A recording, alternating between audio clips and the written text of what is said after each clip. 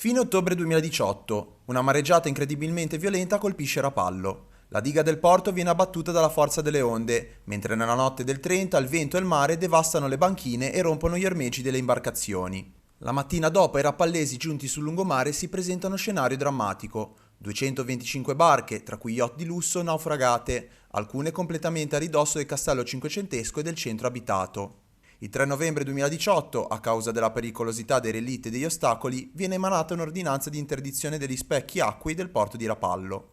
A poco più di 5 anni dalla mareggiata, l'ufficio circondariale marittimo di Santa Margherita Ligure ha abrogato l'ordinanza del 2018. Dopo i lavori di ricostruzione e messa in sicurezza, l'affidamento della gestione alla società Argo del gruppo Brizzi e l'approvazione degli interventi, ora il porto di Rapallo supera l'ultimo passaggio amministrativo per riprendere la piena operatività.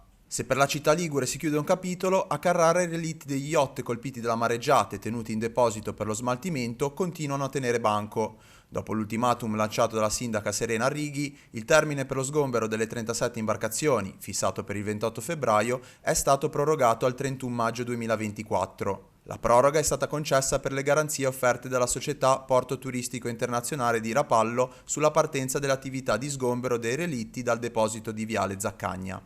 Le operazioni di rimozione e smaltimento dovranno essere documentate. Anche per Carrara potrebbero finire così i disagi della mareggiata.